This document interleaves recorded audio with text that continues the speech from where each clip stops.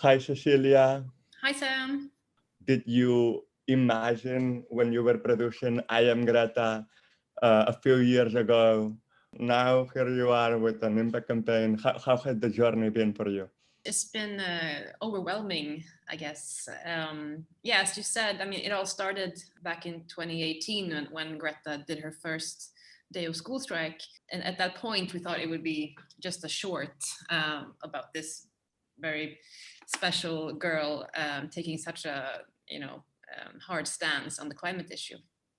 But little did we know that she would become perhaps the world's most famous climate activist, and we were able to follow her journey, which was incredible. For me, it was a new thing to work with an impact campaign. As a documentary producer, I've never done that before, and I've sort of always just left the film when it's in distribution, and then I'm sort of scurried off to other projects. It's been tremendous to be able to see the film taking part of conversations in the community and hopefully spurring conversations and helping mobilizing youth and that's been quite a journey.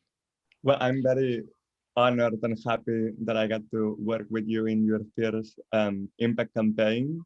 How has this process been for you of like learning more about relational organizing, learning more about how conversations, one-to-one community building can lead to systemic change?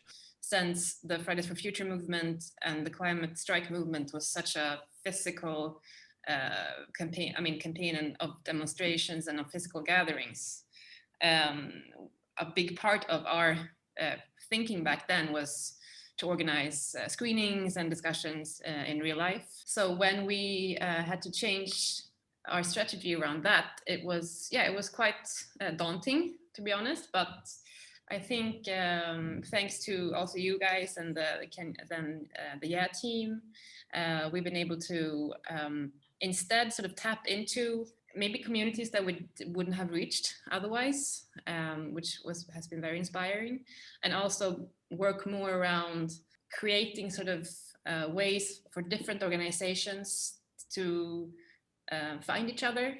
I also want to ask you because another exciting thing about Can You Hear Us is how the campaign decentralizes the main focus of the film, which is, quote, I am Greta. And we all know that Greta, as you said, is the most recognizable climate activist in the world. And I think this impact campaign is an example of how this attention can be redirected toward frontline groups, other community organizations. What has been your experience with that process, and how do you think it can inspire other campaigns, and possibly maybe Can You Hear Us, and that can be a framework for narrative, documentary, doesn't matter, to make a difference? Yeah, that's a really interesting question, and I think first of all, what one needs to do when you're creating an impact campaign around a documentary that has an activist as its protagonist is to sort of define if the impact campaign is an extension of the main subject's sort of own campaign, or if it's a campaign in its own right. And for us, it was important that our campaign was independent from Greta Thunberg, as we also recognize that the film itself is our interpretation of her, right? It's not Greta's she hasn't crafted the story herself, so we wanted to reflect that. We also wanted the campaign to be about more than Greta, because something very essential about Greta is that she thinks that she's getting too much attention as it is. Like she thinks it's absurd, the situation that she is in the limelight and the media is sort of over focusing on her. And the film, in fact, is about this, that the over mediaization of Greta Thunberg, and that everybody else needs to take responsibility, right? So then it was natural for us to sort of help organizations and activists to mobilize using the resources rather than just focus on, focus on Greta herself, the campaign. So yeah, that was important, and I thought it was very exciting when the people from Exposure Labs came up with the idea of sort of an umbrella campaign in Can You Hear Us, rather than I Am Greta film impact campaign, because it also enables us to include other films in this sort of framework, so that it can continue to live and not just sort of wither away with the film, because I mean the film will have a limited lifespan, and if you connect the impact campaign to sort of hard to the film, then the impact campaign also has a limited lifespan. So I think that was an exciting moment when we decided that Can You Hear Us would be able to live on and take other films underneath it and continue to work with them, because with the sort of mutual goal of mobilizing youth and creating bonds between different organizations, specifically in climate. You mentioned Exposure Lab. You started developing this campaign at the Climate Story Labs, which I think is also a great example of why Can You Hear Us wants that framework that is more open. Can you tell me a little bit more of how was that experience with Climate Story Labs? The Climate Story Lab was where it all started, really. It was, I mean, that's where we met Exposure Labs, and it was organized by Doc Society. So that's how we, got an opportunity to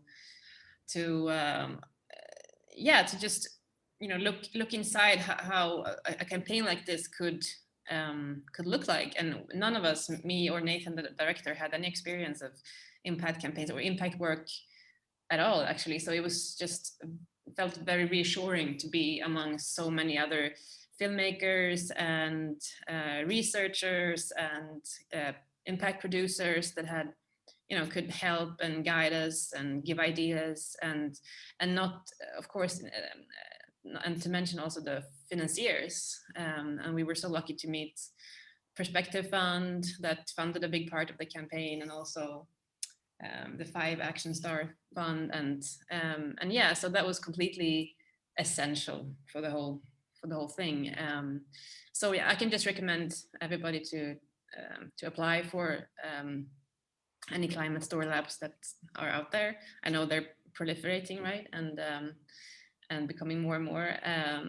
And yeah, I think that's that was really a collaborative process that started there in thinking how can we make this story reach an audience in a new way, and have an impact in so many different parts of the world. I think that was like a very big ask for us to sort of just get our heads around. But so it was really needed with all these people that came from different parts of the world. Also, we met, we were able to meet impact producers from India and Kenya and discuss with them how they sort of could work with a film like this and a campaign like this. And that was also very helpful. We knew early on that we wanted to, for the campaign to be sort of led by the local organizations. So not to be sort of a centralized structure, but that each local organization should be able to form their own activities and goals. And that's something that also the Climate Story Lab sort of, it's in their DNA, I guess. Well, thank you so much, Cecilia, for this awesome conversation. Thanks, Sam.